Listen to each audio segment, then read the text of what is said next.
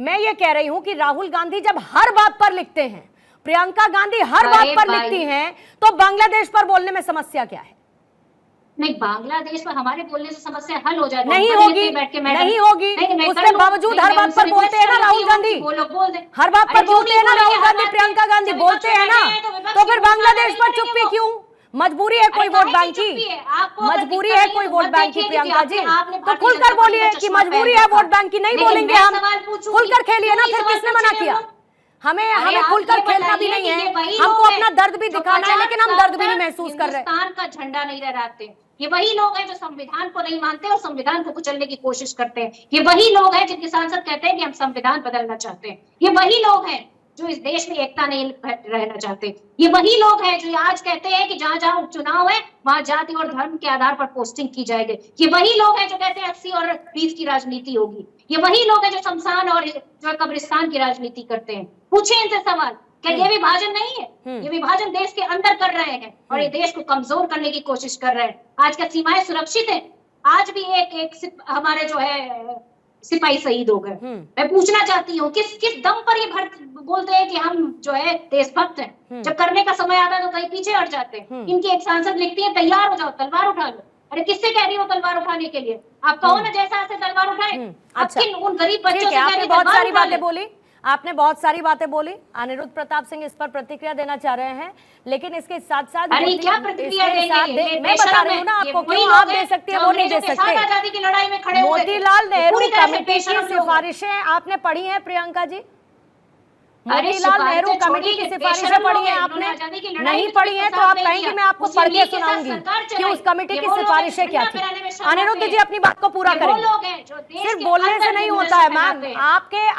वो कहते हैं ना कि एक्शन, आपके जो शब्द हैं, आपके एक्शंस उससे ज्यादा बड़े होने चाहिए। बोलने में किसी को कोई समस्या नहीं होती है, लेकिन मैंने आपसे पूछा मोतीलाल नेहरू कमेटी की सिफारिशें बता दीजिए आप। उठा लीजिए, किनके बच्चों से कह रही है कि इनकी अनिरुद्ध जी जवाब देंगे। यही चाहते हैं देश में कि तलवारें निकल आए। पूर्णिमा जी, राहुल गांधी जी हिंडनबर्ग पे बोल सकते हैं, यूट्यूब पे आके वीडियो पोस्ट कर सकते हैं, राफा पे बोल सकते हैं, फलस्तीन पे बोल सकते हैं, लेकिन क्योंकि बांग्लादेश के हिंदुओं पर अत्याचार हो रहा है उस पर नहीं बोलेंगे, उनके वोटर नहीं है। ये प्रॉब्लम, वहाँ 90% जो हिंदू है ना जी वो दलित है। मैं बिल्कुल शांति के साथ सुन रहा था, आपसे अच्छा बोल सकता हूँ और राहुल गांधी से बहुत बढ़िया बोल सकता हूँ मैं, उनसे ज्यादा पढ़ा लिखा हूँ मैं। बात पूरी करेंगे, क्योंकि वहाँ के हिंदू आपके वोटर नहीं है, इसलिए आप नहीं बोले, आप लोग नहीं बोले। 90% वहाँ के हिंदू पूर्णिमा जी दलित हैं, फिर भी ये लोग नहीं बोलेंगे। अरे आप क्या कर रहे हैं? फिर भी ये लोग नहीं बोलेंगे। नेहरू जी प्रधानमंत्री बने, महात्मा गांधी, अरे सुन लीजिए ना मैडम, बड़ी देर तक मैं सुन, महात्मा गांधी जी के अनुकंपा पे और वायसराय के चरण वंदना पे प्राइम मिनिस्टर बने।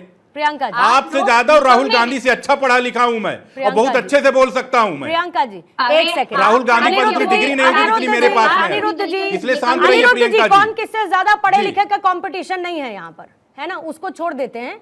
और कौन किससे ज्यादा अच्छा बोल सकता है उसका भी कंपटीशन नहीं है। ये बीच में इंटरप्ट कर रही है, मैं जब कर चुके हैं, इसीलिए प्रवक्ता के तौर पर टीवी चैनल पर बैठे हुए हैं। आप सब लोग उस टेस्ट को पार कर चुके हैं, प्रियंका जी भी पार कर चुकी है। प्रियंका जी मेरी रिक्वेस्ट है, अनिरुद्ध जी की बात पहले सुनेंगे, मैं शांति के साथ सुन रहा था इनको। हाँ बोलिए। नेहरू जी महात्मा गांधी जी के अनुकंपा पे वायसराय के चरण वंदना पे ये प्रधानमंत्री बने हुए थे। टू नेशन की थ्योरी मुस्लिम लीग लेकर आई थी, जिस मुस्लिम लीग का दूसरा पार्टनर IUML है, जिसके साथ इंडिया अलायंस में सरकार बना के केरल में चल रहे राहुल गांधी जी। दिक्कत इन लोगों के साथ में क्या है कि ये लोग एक डिस्क्रिमिनेशन की बात करते हैं, क्योंकि बांग्लादेश का हिंदू इनका वोटर नहीं है। वहां जो हिंदू मारे जा रहे हैं 90% वहां के हिंदू दलित है, फिर भी इनको चैन नहीं पड़ता है। वहां नहीं बोल सकते, ये हिंडनबर्ग पे बोल लेंगे, सब पे बोलेंगे। दूसरे भाई साहब कह रहे थे कि क्या कहते हैं, कौन उसमें वीर सावरकर के ऊपर प्रश्न उठा रहे थे। वीर सावरकर जी को 2-2 बार काला पानी की सजा मिली, नेहरू जी तो बैठकर डिस्कवरी ऑफ इंडिया लिख रहे थे। कौन सी भी यह सजा होती है डिस्कवरी ऑफ इंडिया? और स्वतंत्रता सेनानी में पूर्णिमा जी माफ करिएगा, कांग्रेस का नाम नहीं, सिर्फ नेहरू खानदान का नाम लिया जाता है। लाल बाल पाल सुभाष चंद्र बोस जी सारे गायब, उसमें सरदार पटेल जी सब गायब हो गए थे। लेकिन इन लोगों को दर्द, अगर सरदार पटेल जी के नाम यूनिटी बनाई जाती, स्टेचू ऑफ यूनिटी का निर्माण किया जाता है, तो इनको बहुत दिक्कत होती है। अगर सुभाष चंद्र बोस जी का इंडिया गेट पे स्टेचू लगता है तो इन लोगों को बहुत दर्द होता है, क्योंकि आज बताया जा रहा है कि क्या विभाजन की विभीषिका क्या थी, तो इनको बहुत दर्द होता है, क्योंकि करोड़ों लोग उसमें बेघर हुए थे, लाखों लोगों का रेप हुआ था महिलाओं का। आज तक क्या कहते हैं, ये कहते हैं सिखों के लिए इतना इन्होंने किया। गुरु नानक साहब का जहां जन्म हुआ था उसको तक इन्होंने दे दिया था पाकिस्तान को। जहां पे गुरु नानक जी ने अपना अंतिम समय गुजारा उसको इन्होंने दे दिया पाकिस्तान को। और उसके बाद बोलते हम इनके लिए कर रहे हैं, अल्पसंख्यक के लिए कर रहे हैं। आप किसी के लिए कुछ नहीं कर रहे थे।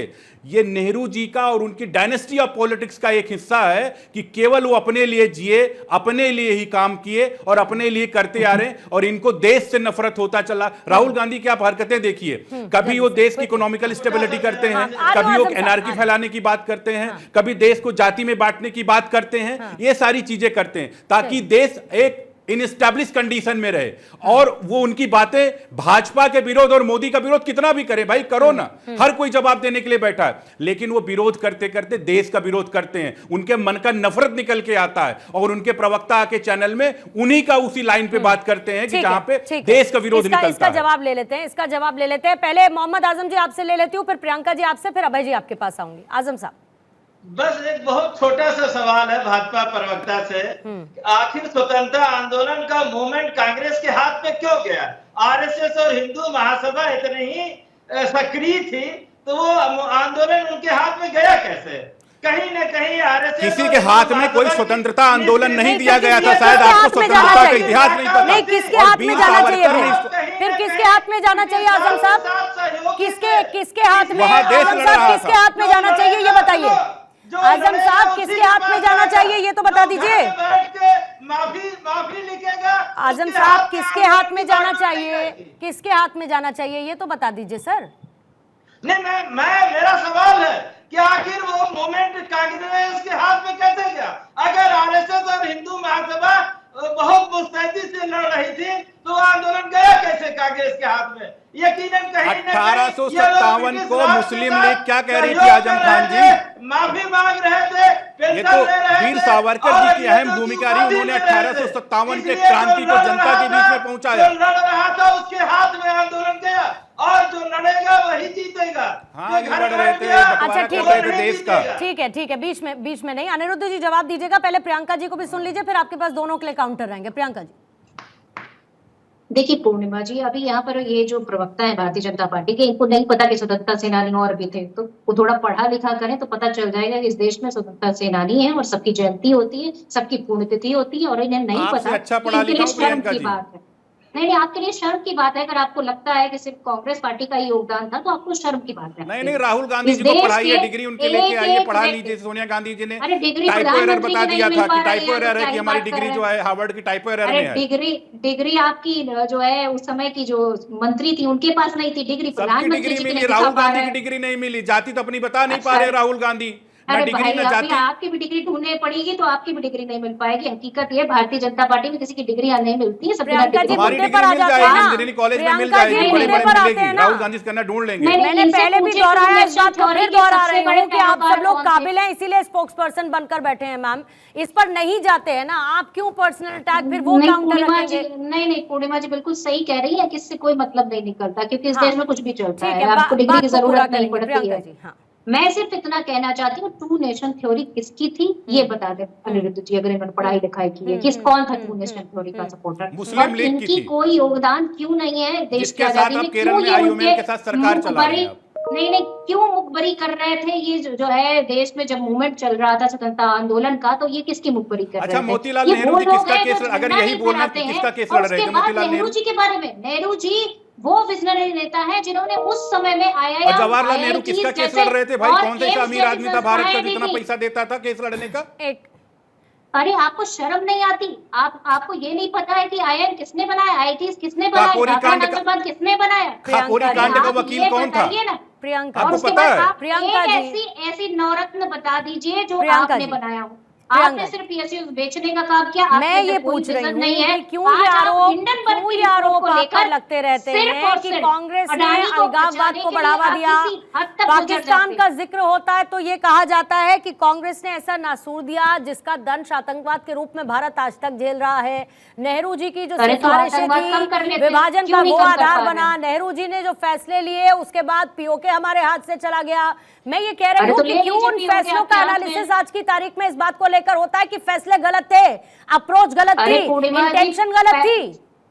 ये बताइए, चाइना हमारे सर पर आकर बैठ गया, वहां पर जो है वो सारा कंस्ट्रक्शन कर रहा है, और तो राहुल गांधी बनते हैं ना मीडिएटर, जाते तो है राहुल गांधी, राहुल गांधी करवाएंगे सब ठीक, जाते तो है वहां पर मीडिएटरशिप के लिए, क्या दिक्कत है उसमें? झूला झुलाएंगे प्रधानमंत्री जी, चाइना को जो है प्यार से बुलाएंगे, गुजरात में सैर कराएंगे प्रधानमंत्री जी, अब उसमें राहुल गांधी जी कहाँ से आ गए? उसके बाद चाइना लगातार हमारे गांव के नाम बदल रहा है, हमारी चेक पोस्ट पर कब्जा कर रहा है, उसके बाद भी कोई कार्रवाई नहीं हो रही। चाइना के खिलाफ बोलने से हमारे विदेश मंत्री कहते हैं वो एक बड़ी इकोनॉमी है, how can we deal with it?